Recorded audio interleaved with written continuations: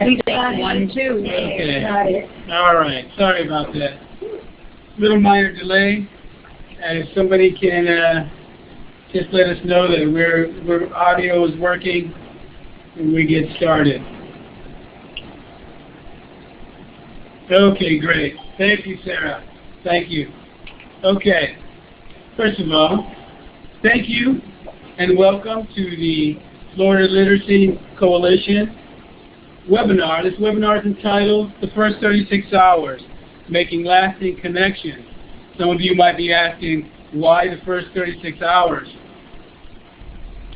We have a lot of information we'd like to give you. We apologize for the delay, had some microphone problems, but everything should be okay. We have a lot of information.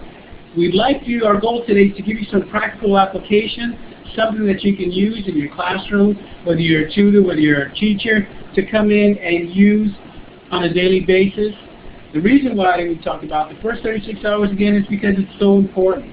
We're going to be talking about setting goals and building those all-important relationships for you and your students.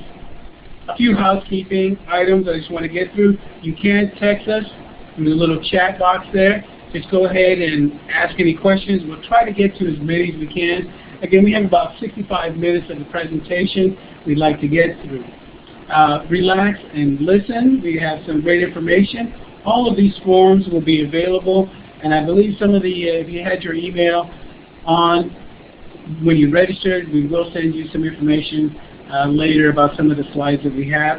It also will be available with you at the end at the link through the Florida Literacy. Again, if you want to continue the conversation, I've put on my Twitter link there at LA Mug. My name is Armando Gutierrez, and we have some great information we hope that you can use, and we're kind of excited about this information. I want to start with a story, and the story is from the 7 Habits of Highly Effective People. It's an excerpt I'd like to read momentarily, and keep in mind I'll have some questions for you after we get done reading. The story goes like this. I remember a mini paradigm shift I experienced one Sunday morning on a subway in New York. People were sitting quietly, some reading newspapers, some lost in thought, some resting with their eyes closed. It was a calm, peaceful scene. Then suddenly, a man and his children entered a subway car. The children were so loud and rang bunches that suddenly the whole climate changed.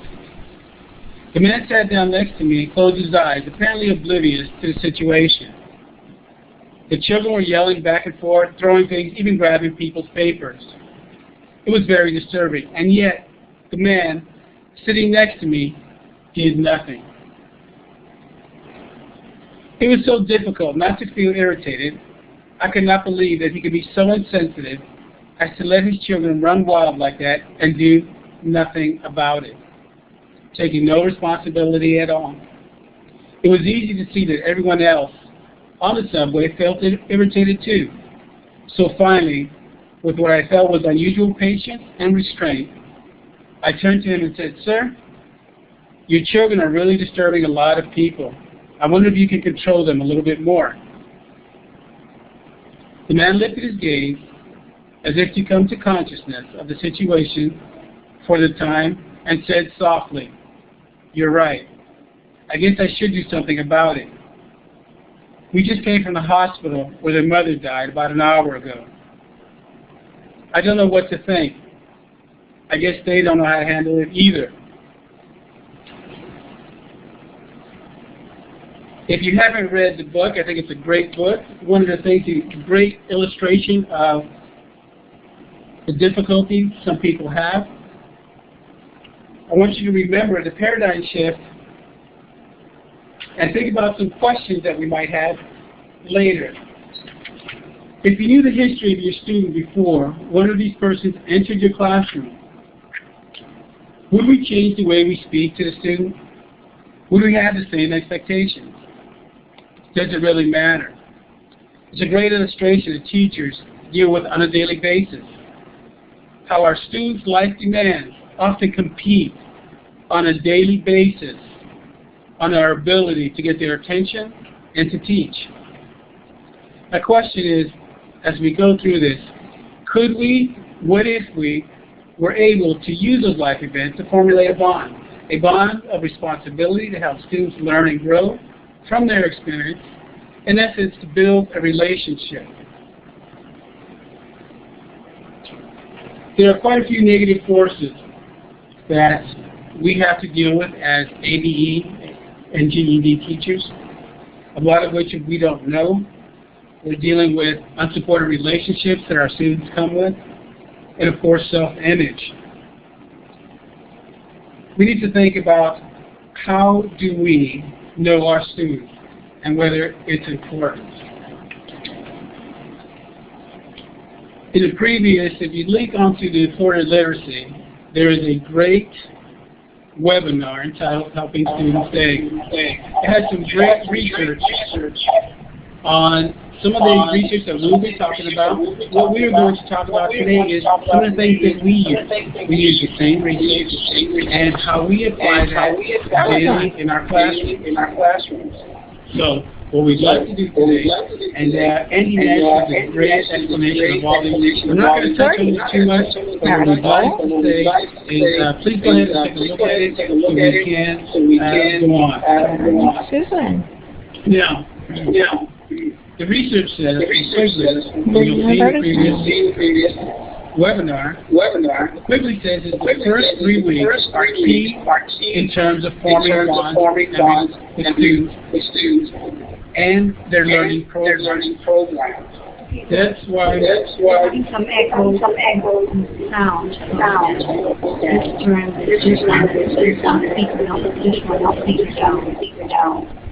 Is that any better? Can you hear me? Okay. Is the echoing gone? Okay, sorry about that. Let me continue from here. The research says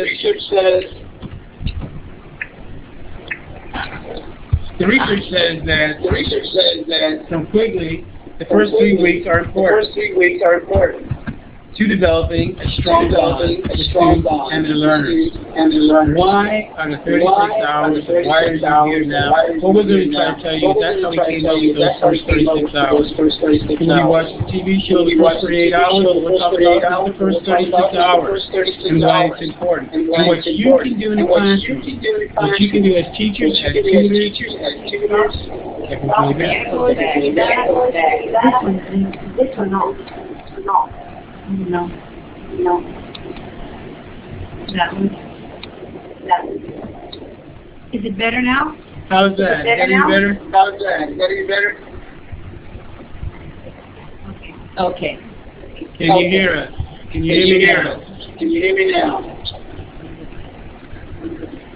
Okay, I apologize.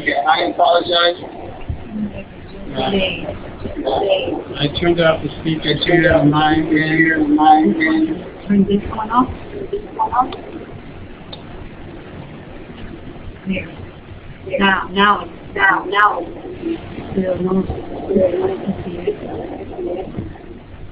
No echo. Can you hear me now? 1, 2, 3.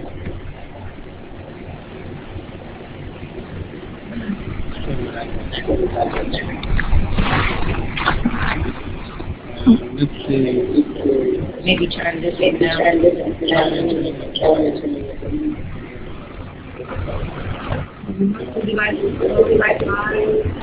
Your phone.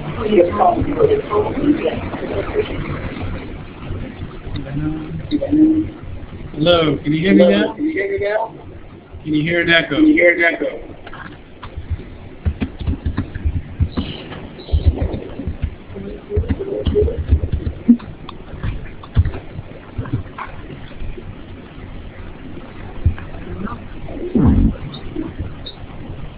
I see some of you are still hearing the echo. I apologize. We're trying to do the best we can and try to turn on all our.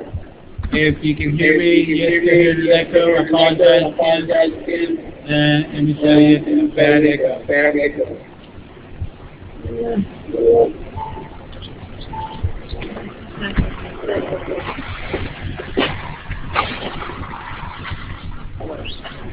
Can you hear me now? Can you hear me now? The echo there? The echo there?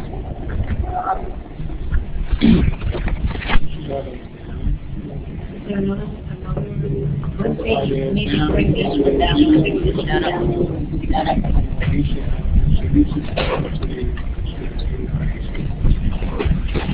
Microphone level, adjust my level, adjust my.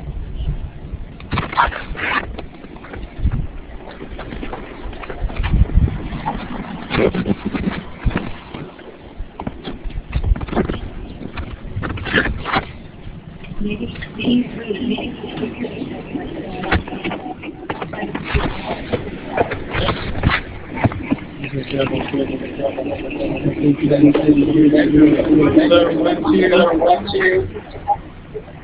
my audio.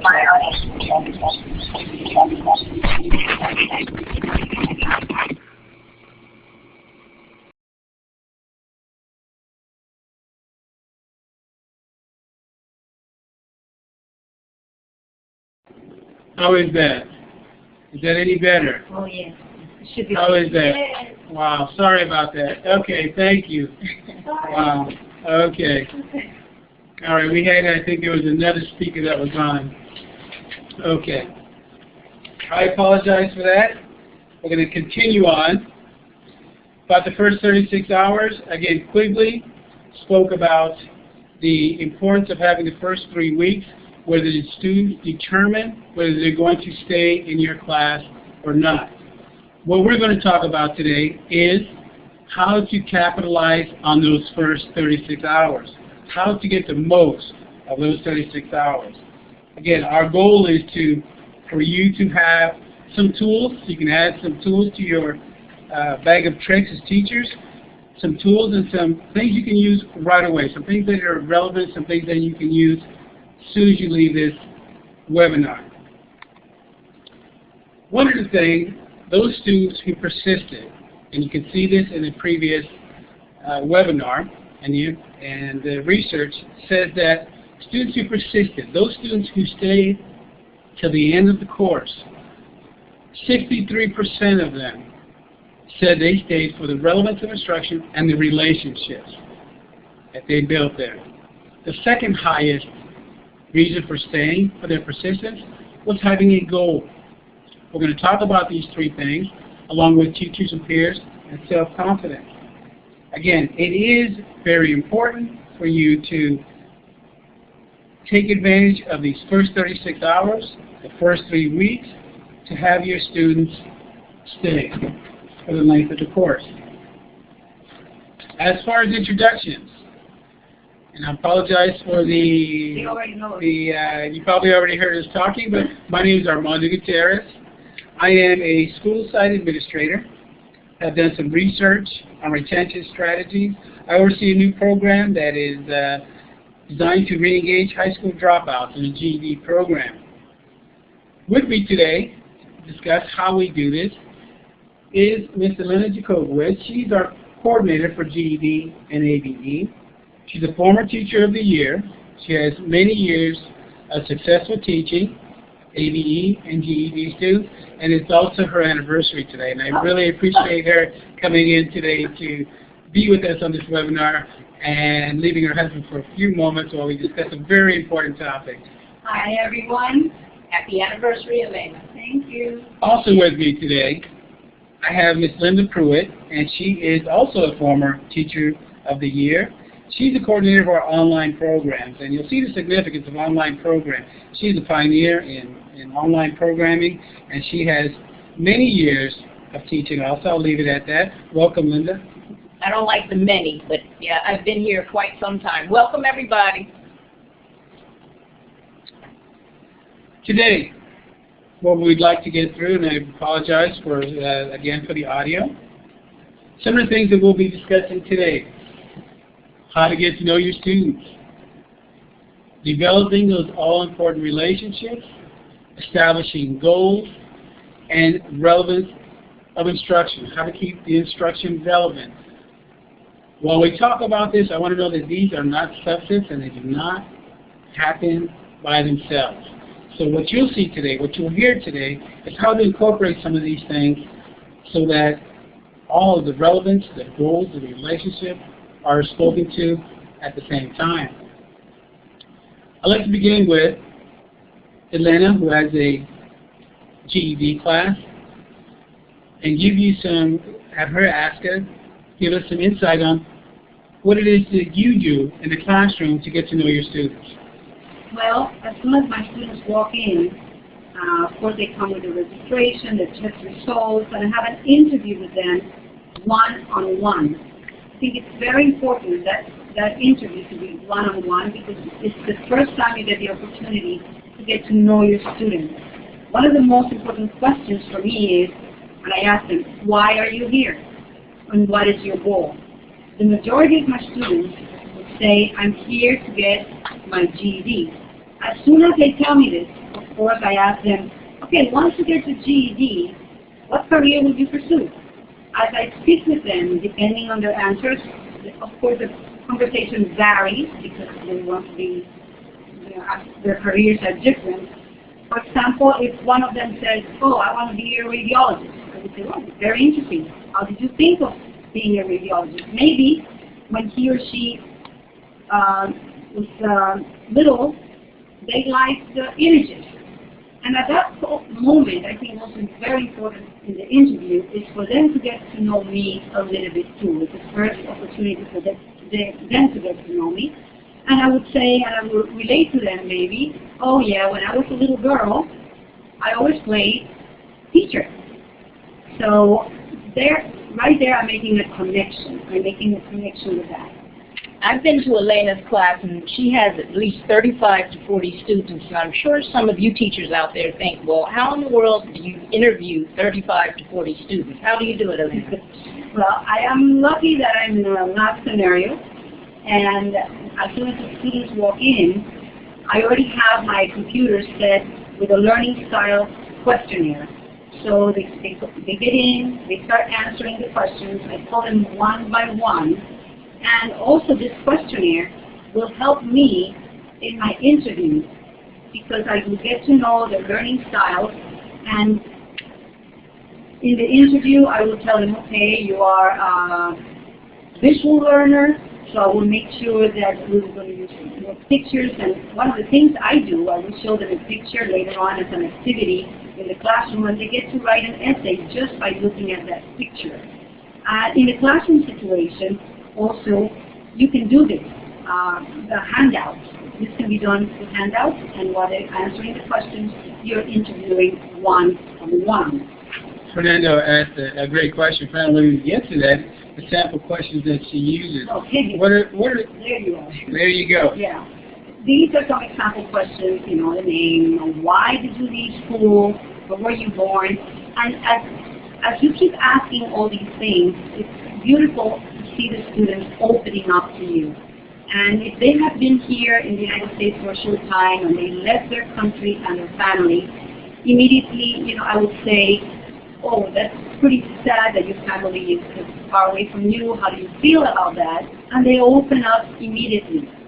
And I think it's extremely important from the beginning, from the onset, that the students get to know that you really care. And these are just some examples that we give them. We ask them at the beginning of the trimester. And you share some of your experiences as well, Lena. Definitely. To share your experiences is very important because it humanizes the teacher. So they already, you're not up there in a pedestal, and then you get eye to eye with them. And I think it's extremely important about that. I see you have a lot about their subjects, parents, siblings, and they start opening up at that point. Yes, they do. And as I said before, the Learning Styles Questionnaire is a great tool to really get to know them. And personal questions, are you still there? Where are you from? At the same time, they get to know me, as I said. Linda, in the classroom, I think it's easy because the student is there, but how do you get to know your students online? Is it more difficult? Well, you can imagine, we have all of our students are home-based, so it's not without its challenges. And by definition, distance learning sounds like something impersonal, and geographically it is because they're all at home. But we make sure that we make it personal. We even have a catchphrase, online learning with a personal touch. We get to know each student as an individual. We try to create customized and individualized instruction as you do in the classroom. And some of you are probably thinking, well, how do you build that bond? Not easy, but it's through email. We do texting. We make telephone calls. We also invite them to come in, and sometimes we even use social media. This is the 21st century. And we invite our students to participate in creating their own learning paths by asking questions, and we find out what they expect to learn and what their expectations are of us in addition. We interview our students too. When they first come, our registrar, some of our online teachers, office clerks, case managers, whoever's available to greet our students. And we have a strong support system of greeters. It's a team effort on our part. Well, also talking about the test results when they walk in is extremely important because this gives us a target. We target specifically the areas in which the students need reinforcement. The test results, the tape results are great. It tells us in what area, and we explain to them how to interpret the test results. And then they let, oh, great, this is what I need to work on. So it's not busy work. They know they're here for a reason, and it's extremely important that they know that. So you're talking about the test results. You're already setting a pattern of what your expectations are, along with their goals. Definitely. Definitely. Linda, for example, the tape Yes, for online. GED teachers, any of you who teach GED, there's something on the tape that's called predictive analysis recommendation. It addresses all 5 areas of the GED, and it gives a prediction of what the student, if the student would be taking the test tomorrow, how they would do. So we use that as an indicator and something for the student to focus on to help us set up learning plans, individual learning plans for the student. And I also realistic plan. When they see the GED possibility of the test results, if it's good, they say, oh wow, I'm close by. If it's not, I say, don't worry, one step at a time, you will get there, and they can see it. And it's tangible for them. That is when you get them to do that. And some teachers use the official practice test in the very beginning, the first week. Some teachers choose to do that, other teachers don't. If your student is right on the edge, if you have students who are getting 9s and 10s in the tape, I suggest you let them take the official practice test the first week of class. Now, I know Linda, she is in charge of our online program, and we're talking about how do you get to know students. I would find it a little bit difficult. How do you do that in terms of online, where you don't see the people, you can't really you talk to them, right? You talk Yes, to them on the phone. we talk to them on the phone. What are some of the strategies that, and again, not that you have to have an online program, but this is a great avenue for those of you who encounter the stop out, the all familiar stop out, who stop today and then come back because they have a certain situation and come back. Give us some examples of how do you get to know them online, Linda? Okay, what a really fun activity that you can use in your classroom. You can use in a lab scenario. It's called Getting to Know You. Surprise, surprise name. I have a bank of 50 questions, and I usually choose 10 to 15 questions at any given time and email them to the students. Now, you can use the same thing in class. I've included a sample for you guys to be able to use. You can also email me to get my whole bank of 50. You'd be surprised at what the students share, and it really does help with creating a learning path for them, for me. It gives us something to talk about when we're on the phone. It gives us more emails when we're writing emails. It gives us a camaraderie in the very beginning, that first week. Let's try it with Dr. Gutierrez and see how he does. Oh. Okay, I got it. Number 1, what is the scariest thing that ever happened to you, Dr. G? My biggest fear is rats. I cannot stand rats. So if a rat came in here, I would be running out of here in a second. So that's my scariest thing, to have a rat run across me. Be careful today. Be careful. And let's bother Elena too.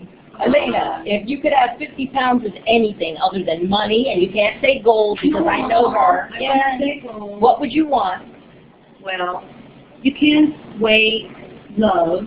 So if we could weigh love, I would have 50 pounds of love. Now, that's a creative answer. I would give my students points for creativity for that answer. That's good. But I love dogs too, but a 50-pound dog would be pretty heavy. Yeah. Linda, I have a question for you. Oh, Okay. Number 5, if you see it, look at number 5. What is one item you own that you really should throw away, but probably never will? Birthday cards. I have boxes on top of boxes of birthday cards because I think if somebody went to the trouble to think of me and pick out a card, that I should keep those. And I just can't bring myself to throw them away. That's nice. Yeah. Well, also getting to know you, as you can see, you get to know all kinds of little peccadillos about people. It's closely tied to building relationships and bonding with our students. Here's an example of building relationships through email, and that sounds like it's difficult, but it's not. These are actual answers from one of my students. The first one is a fun one. When you're having a bad day, what do you do to feel better? And so as I got to know her more, she wasn't a very positive person, but she told me she wants to be positive, and that's the answer she wrote. The next one is on goal setting. I like to throw one of those in every time. What would you be doing in 10 years? And she says, let's see, have my own place, have a career. Not exactly sure what that would be. So that gave me the opportunity to jump on that. I talked to one of our case managers, and we worked on trying to find something that would interest her. And when we talk about goals, I'll get more into that. Also, you can see how we were developing a bond through email. The email at the bottom says, here's my assignment. I wrote my answers in red below each question. The next day, she wrote to me that she was very interested, and she said, I wanted to add something to number 8. So she just felt that her answer wasn't good enough for number 8, and she wanted to add something. And that showed me that she's very interested. The next day, if you look at the dates on them, she wrote to me on a Sunday. I wrote back to her on Monday. She wrote back to me on Tuesday. And now we write practically every day and talk twice a week. But that's how it began the first week of class, that she joined my class, of us writing back and forth and calling back and forth. And we have a great relationship now. She's working on her GED. Very good, and I can see just by the succession of these emails, getting a little bit more conversational, and it's not so much Ms. Pruitt, the teacher, but I can see just the way the tone of what she's saying is a little bit more. She's opening up a little bit more. It's a great way to start forming a bond. Exactly. I was just going to say, you mentioned bonding, and in the classroom scenario, we build the relationships through cooperative learning. Definitely, we do plenty of activities where the students are paired, or groups in 3 or 4. I believe that it's extremely important to use the cooperative learning approach because the students, they get to know each other. They open up. And I always tell them, when you teach, you learn. So, you know, you're teachers, and we're learning constantly. Linda, do you do any cooperative learning approach online? And is it harder cooperative learning online?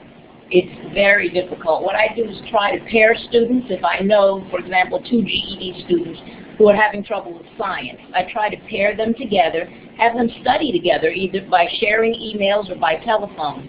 I always make sure I get the permission from someone to share an email or to share a telephone number. And if they wanted to, and I'll be the facilitator, but I try to pair them together. Well, you know, Atlanta, this is in your classroom, and what I like this picture is the attention that the students are giving. And one of the things that the research does say is the teacher needs to let the learners also participate and be teachers. And this is a great example of students sharing and becoming the teacher at one point. Definitely. Besides getting to know each other, the teachers and the students, between the students, I have an activity. The second day of the class, I group the students of 4th and 4, and they brainstorm what kind of information they want to know about their peers. I write them on the board, and it would be, sometimes it would be really funny, of course, where are they from, what's their goal, always that is there, but sometimes they would say, well, age, I want to know their age, their marital status, and if they're available or not. It gets pretty funny, and the reason for all this is to break the ice in the classroom and open the passage of communication between the students. And yes, as you can see in the picture, they're leaning forward, they're listening, they're smiling, and I think it's priceless. Very good. I think it's a great picture. And what I'd like to go to is some of the questions that you ask, and I see that you do this. Talk about biographies, news. How do you use news in the classroom? Well, the news, I use it, which we're going to talk about that later on with Spark 3000, when they get to bring to class articles that they have chosen, and they have to report on it and write on them. We're going to talk about it a little bit later, but talking about writing, it is extremely important that in the cooperative learning, that the last step, and you know this very well as teachers, the last step of reading or any cooperative learning is the writing component. They have to write. After this activity that I do, getting to know each other and asking questions, the second day, from the start, the students will write and choose one of the students in this activity and call their attention and why they call their attention. So from the beginning, I get to see the writing skills. What I like about that is the best thing that they can write about is themselves. So there's nothing that they have to decipher. There's nothing analytical. Just you're getting to know them, and they start writing right away. Yes, and the biography, also, that's another activity that I do later on during the trimester, is a student, when we have a whole set of questions, we will give you that handout via email, is that they will be paired, and they will ask questions to the peer as if they're going to have a TV show reporting the life of this person. And it's absolutely beautiful, and they get to ask the questions and get to know each other, and of course write, and then present it later on. The first week we do the getting to know you activity. In the second week, there's another activity I think all of you can do, classroom teachers, lab teachers, online teachers, and we have had such good results with this for helping students develop self-esteem and pride. It's a combination of biography, it's a writing component, and also bringing in family pictures that Elena was talking about. It's called the I Am From activity, and it outlines the journey that a person makes from beginning with childhood memories to the person he or she has become today. And it's really more than a poem. We talk about poetry terms, we talk about poetry, but it's a shared reminiscing in writing. In telling this story, they should include as much sensory detail as possible about their lives so that the readers can share in the experience. I wanted to share with you a couple of lines from a poem that one of the students wrote. It's called, I Am From a Little Town in Kingston. And this student was so reticent to share in the very beginning. We did a brainstorming session. This was a one-on-one activity, but you can do this with everybody in the classroom. You can do a big brainstorming activity with your class. But when she finished, I cannot tell you the sense of pride this young lady had. It made me so proud, I almost cried. I am from growing up in a small town with my very patient, spiritual, music-loving, hard-working, and fun-loving Aunt Lorna Brown, who enjoyed reading the Sunday paper and cooking curry chicken with peas and rice. I am from boiled pigtails and rice, oven-cooked fish, and flavorful steamed goat and vegetables, with a dash of spice. So you can see she really got into it. And I told her to do, we do a graphic organizer that you can find online, and if you want I can send it to you, that talks about the 5 senses. What did you smell as a child on Sunday morning when your mom was cooking in the kitchen? What did you see outside your window? On the way to school, who did you walk with? What did you do? What kind of games did you play? What TV shows did you watch? This is the same student. Take a look at her now, the one who was a little reticent at the beginning. She's a student author now, full of energy and bursting with pride, eager to read her creation in front of an audience of her peers, staff, and administrators at our school. It was a magical moment for the student and for us too. Her poem was published earlier this year in Crossroads. It's a publication for Florida adult learners, sponsored by the Florida Literacy Coalition, and we'll be talking more about them soon. Another type of activity that we do is that we ask the students to bring pictures about their family. And I group them, and they get to share and talk about each of the persons that are in the picture, and also I ask them to choose one of them, and share with the classmates why that person in particular in that picture is so special to them. Once again, it's another activity to create and build relationships. It's a slow process, but it's beautiful, and you see how they open up. And as Linda was saying, this student that you see on the screen, she was my student before, and she would come to class looking down with a hood over her head, Sunglasses. Sunglasses. and she completely, as a matter of fact, we have one of our teachers back there in the background. So anyway, and this also creates a sense of community.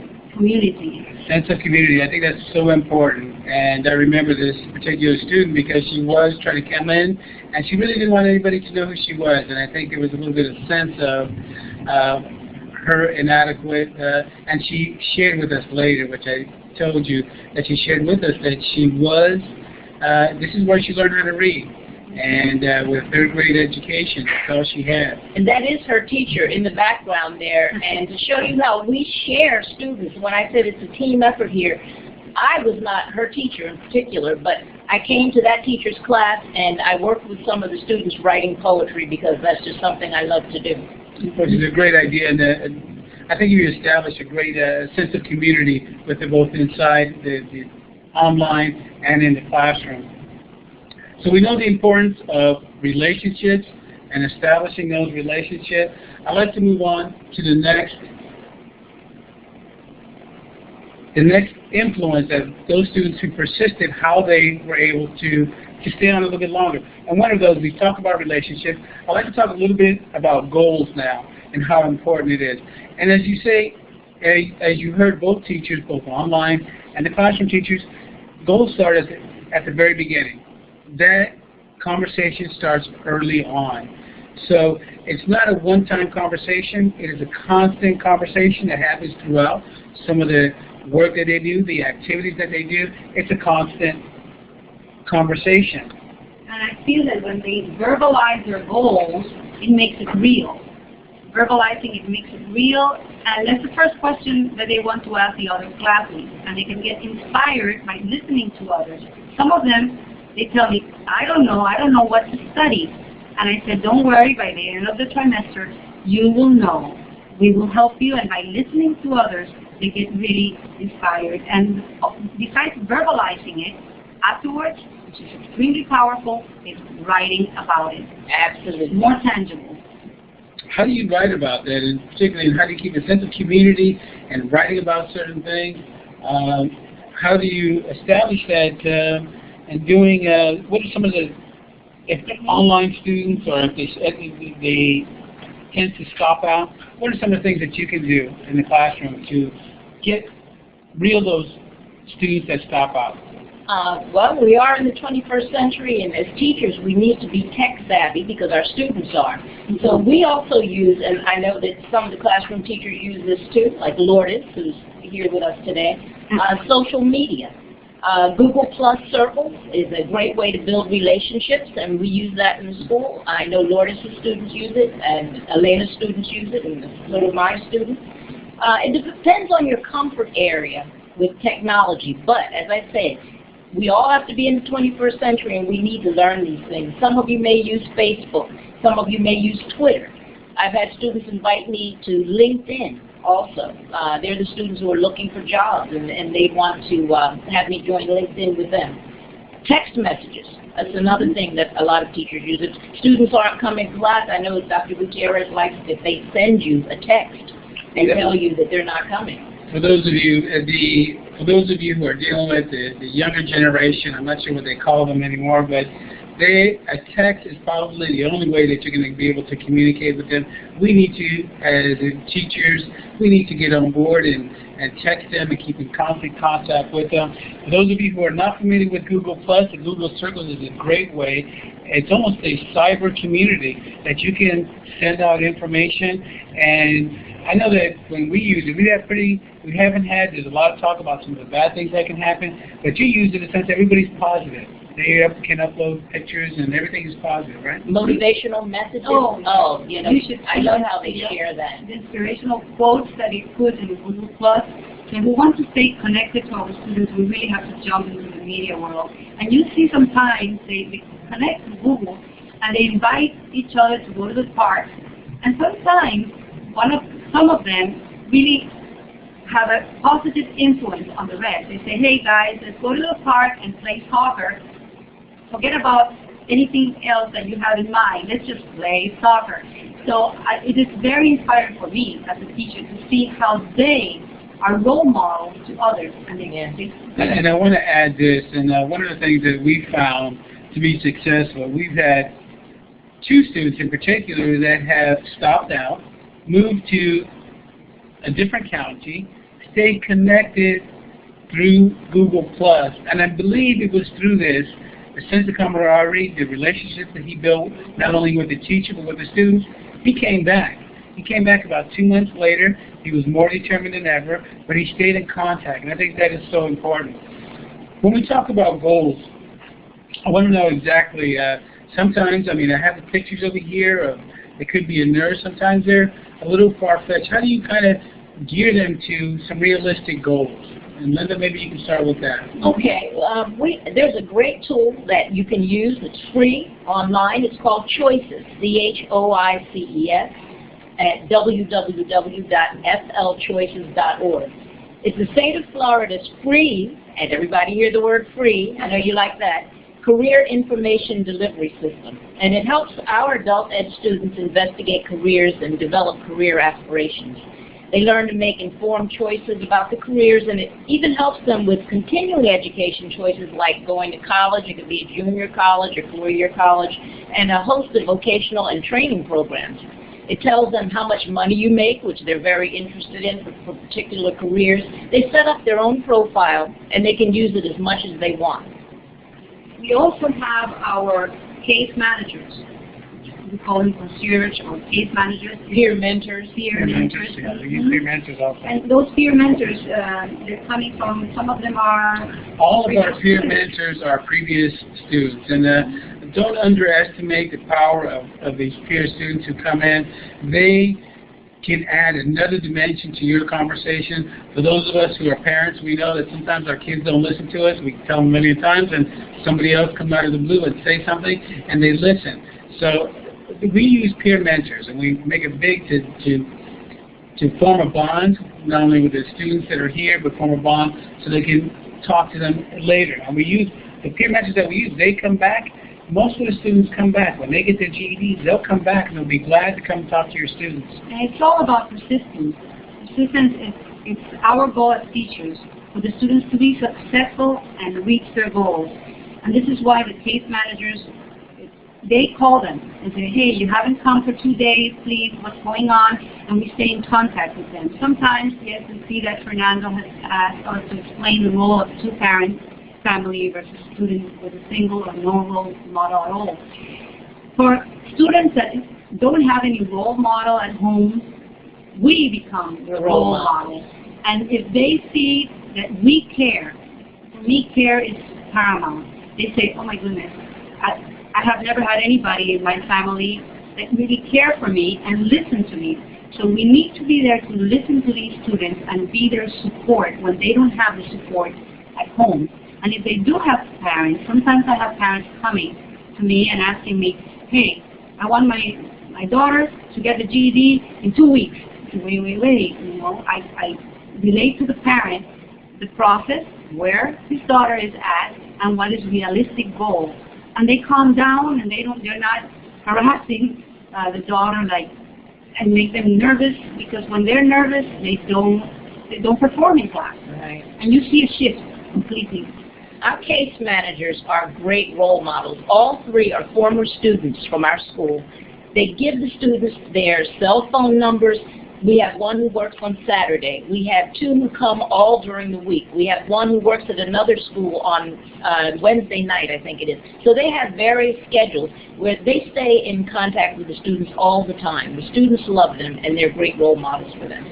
And the one thing that I do like, and getting back to the Florida Choices, one thing that I do like is when they complete, and it has several assessments, for those of you who have not used the Florida Choices, I urge you to go on their website and use it. One of the great things that they have on there is assessments on what it is that they can do. If they decide they want to come in and be a doctor, or what are some of the health-related fields that they can get into? How else do you use that, Lynn? How would you use their careers and what they're doing? Somebody wants to come in and be a doctor, but there's a health-related field. Once they start researching it, what are some of the things that you can do to extend that research? When they have a career goal that they change as a result of a research that they have done, and they say, oh, teacher, I want to change. I take that opportunity and say, okay, go ahead, research about that change, but write to me about it, why you want to change that, the reasons why for that. And at the end of the trimester, I also have a career interest activity, which is they really relate to it, because once they choose a career, they would get to present to the class. And supposedly, it's a 5-minute presentation, as you can see there. But I tell them 5 minutes so they don't get scared. Usually it ends up being half an hour, because they get so much into it. They research about their career, they talk about it, what are the requirements for the job, what is the average income, and I tell them, you need to sell your career to the classmates, that this is the greatest career that you could ever study. And they gleam, they feel so proud, and they do a great job. You know, one of the things that, an ongoing thing that I see happening in a lot of your classes, you're asking them to speak a lot. And I like that, because I just read last week that that's one of the first things employees look like, the ability to speak and explain their ideas. And the 5-minute presentation, it seems like a great way, and it's also a great way for them to verbalize, reinforcing what it is that what they want to do. All of this has to do with the third thing that we talked about, we like to talk about, and that's the relevance. Those who persisted, this was one of the things that they found to be most important to them. How do you keep it relevant? Now, I know a lot of teachers will tell me, well, I have 18-year-olds there, and I have 20 and 30 years old. How is it that we can keep the relevance of instruction to this variety of students? Well, what I mentioned before about the career exercise, that is completely relevant, because they see, well, that is their interest, and of course they have to write about it, talk about it, and if the interest is there, they will do it, as long as the interest is there. If they see the connection with their goals. It is important. You have to integrate the basic skills instruction with math and reading and language, along with work readiness and job training. Some of the software that we have, I don't know if many of you use Skills Tutor out there. I know a lot of people in the state are using it. It has a workforce readiness skills component. There's another program that we have called Spark 3000. It's a reading program where the students can go in and find articles that relate to careers. And I have them write about it. I have them write paragraphs. Sometimes I have them write an essay depending on their interest. But it's their interest, not mine. What are you interested in? Go find an article on that, and then do research on the internet, like Elena's students do. I have mine do research on the career, in addition to using choices. You have to make sure your students are using authentic materials and real-world instructional activities that are relevant and meaningful to adult students. Be careful of having classes that have childish things in them. Adults really resent that. It has to be relevant to their life context. Yes, and I also have an activity that I call pleasure reading, in which every week the students have to look for an article in whatever area they want. It could be in a newspaper, in a magazine, or we have a program that is called Spark 3000, which has plenty of nonfiction articles online, and they get to choose whatever they want in whatever topic. And they will write, of course. On Thursday, they have to hand me a written report on why they chose that article without reading the article. Why did the title caught their attention? then the body of the writing would be summarizing the article and the conclusion, what they learned from it. It's once a week they give me the written report, but on Friday we all get together in small groups and they get to share their articles with the students. And we learn so much. I've learned so much and they learn from each other. And at the end of that activity, we all choose which was the most interesting article. And the winner gets the prize. Speaking of prizes, I see there's a lot of writing going on, and I love to see that. There's a lot of writing. It's based on a lot of the questions that you perhaps asked at the beginning. So we're going full circle now, putting in some of those things that they talk about. And how is it? I know there's a lot of people that are reluctant, and I'm glad that you use some of their own experiences. What are some of the ways you keep them motivated to continue writing? Well, we have the Florida Literacy Coalition, their adult book, essay adult book, in which the students now, when they write an essay, the first thing they tell me, teacher, submit it. I know I'm going to win. I know I'm going to be in that book. So whatever program or competition you know that is out there, register them because they really they're very competitive. Yes. They love the competition. There are 3 categories. They can write poetry, they can write biographies, and they can write essays. And we get the students revved up maybe 2 to 3 months ahead of time. We bombard them with advertisements about become a published author. And we talk about real authors out in the real world and say we compare them to them. Be a published author like such and such, William Shakespeare. And the students are really into it. They really like it. And in the writing, I would recommend be careful. Your praise should be effective. When you go over the writing and say, I love the way you wrote this sentence because maybe the way you use the adjectives or this or that. Just don't say, oh, nice work, because then it doesn't get real. And the important thing is to get real. Exactly. Not just random praise. Be specific about a student's achievement or a specific thing that they wrote. About the Florida Literacy. The Florida, I know you guys have been very successful in that, and I'm glad to see that because I see here, and I know you guys use it to the full extent, and if you see on the picture there, that's quite a few people. You have quite a few people, and I'm sure the momentum keeps building. Linda, how many did we have? Over 30. And the year before we had over 40 because we had more classes. We had off-campus classes the year before. But we have an overwhelming amount of students, and they are, as you can look at the faces, if you can see it, I don't know how close you guys can get. They bring their families. That's the other important thing we like. We invite district administrators from our school, the teachers, students, their families, and they're beaming with pride. Now this one, Elena's going to try to take credit, but he's mine. He was mine. It's ours. Yes.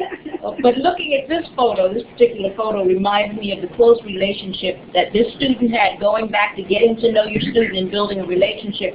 We developed a relationship because both of us are cancer survivors. And wow. He decided to write a narrative essay on how he beat cancer. So he was an incredible writer. When I read it, I cried. And I'm so glad he got published. He brought his teenage daughter and his teenage son with him. We took lots of pictures, and as you can see, he's beaming with pride. It's a great role model for the children, for the daughter to see his father achieving that. That's right. It was I remember this particular person too. He was so proud, and I think his picture kind of encapsulates the pride that he had. And to have his children there with him was really emotional. I really like to see that. And I think that brings another point that it's very important. These students that come into your class, please talk about their support system. They are very important. They need to recognize some of the things that they do, their efforts in achieving something. We know it's difficult. And this particular person is just an example. I can imagine what he's doing for his children who are sitting there watching him, that Daddy's been published in a book. And maybe also, as Fernando asked, in their homes, they're not recognized for their efforts. And here we are, and they are recognized, and say, okay, their self-esteem. The self-image is extremely important, and we need to nurture that. And for example, at the end of the trimester, we also give certificates of achievement, improvement, attendance, and even for students, poor things, that they come to class every day and they work hard, but somehow they don't get an LCP and they don't even improve. Sometimes they go back. And even for those students, we'll give them certificate of commitment at the end of the trimester, and they're so proud when they're called. They say, "Teacher, I'm getting a certificate?" Of course, because of your commitment to the class. We send them certificates just like Elena does through email. We send them for the LCPs, but the same thing. Students who work hard in their classes and software, they do homework that we send to them. We give them certificates of dedication, certificates of effort. We just want to make sure somehow they're recognized and they feel valued. We also recognize their birthdays. Yes. It's extremely important. They walk in the room, everybody, "Happy birthday!" As soon as they walk in, we write their names on the board, and they feel like they're part of the family, creating a sense of community. Once again, if they don't get that recognition at home, they get it at school. E-cards. Yes, the e-cards. Yes, e-birthday cards. They're fun, and they love them. Okay, it's great, and I think we found ways, and I hope you caught on some of the things that we've done as far as how to make a sense of community within it. We don't know where they come from. We try to get into some of the things that they talk about, incorporate them into your instruction, keep it relevant.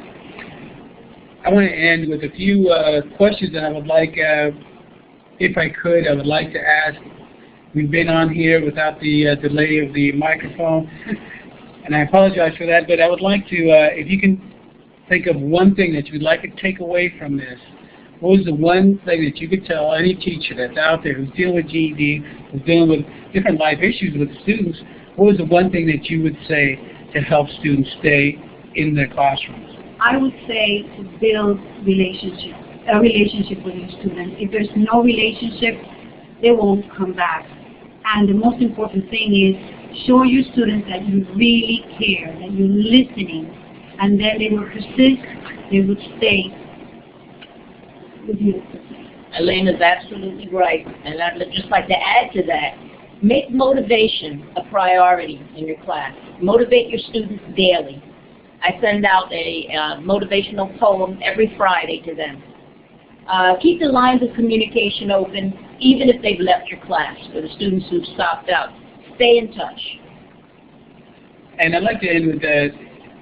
I don't want teachers to come away with this and thinking this is a program that we had. One of the reasons why I've asked these two seasoned teachers to come in is because how to incorporate these things and not just make it a program on top of the curriculum that you're doing, but they incorporate goals, they incorporate family, they incorporate a sense of community, technology, all of these things to incorporate into the classroom. I'd like to leave you with one final thought. I hope we've given you some food for thought, some tools you can use in your classroom. I hope you have some insight on how to better reach your students. I asked in the beginning of this webinar if your perception would change if you knew more information about the person. In the subway scenario I read, Covey speaks of a paradigm shift in dealing effectively with people. In an age of high-stakes testing, in an age of do more with less, in our times of economic uncertainty, have we forgotten who sits in our classrooms? You see, as administrators, educators, tutors, it's easy to get lost in our own objectives, our own goals, what we want for our students. My desire is that you, the educator, who holds the key to economic prosperity, who holds in your classroom what might be the only normalcy in an otherwise hectic life, that you will never forget who sits in your classroom. I would like to conclude with this. Something I wrote a while back, entitled, "You Don't Know Me." You don't know me. You watch me come to your class just like any other student. You greeted me with a warm smile and caring eyes. You asked me to have a seat in your inviting classroom. I watched you speak words I didn't understand. I watched as the other students raised their hands to question your words. I sat in a cold seat as the minutes went by like hours. I heard you call my name. I waited for you to ask who I was. You don't know the painstaking ordeal it took me to get here this morning. You don't know how it feels to wake up in the dark or the fear in my heart when I have to wait for the bus. You don't know that I have no umbrella or why my clothes are wet and unkept when I entered your class.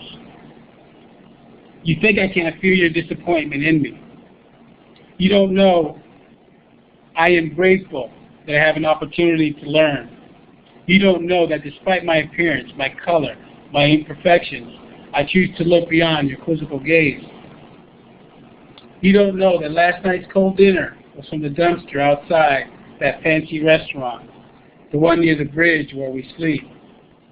You probably wonder why I stare at you as you eat in front of the class.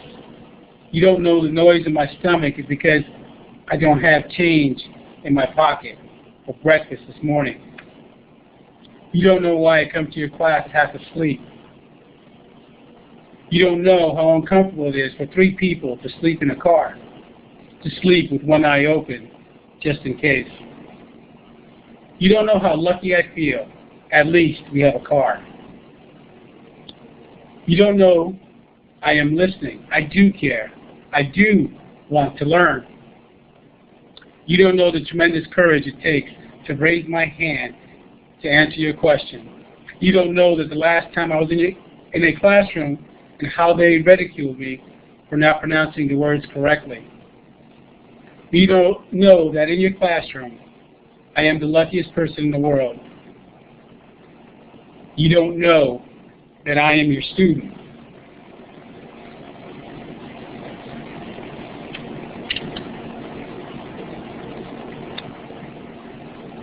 We are going to leave these resources up for you to look at for a moment. You can come back and take a look at these. It will be archived in the Florida Literacy website under webinars and resources. We urge you to continue to stay on top of the research and continue to go on to Florida Literacy. There's a multitude of information, webinars like this. I want to thank you, and any concluding, would like to say goodbye before we leave? Thank you for tuning in, everybody. I hope you've got some resources and some tools today to use in your classrooms. It's a pleasure to communicate with you tonight. Thank you, and that concludes this webinar. Have a great day.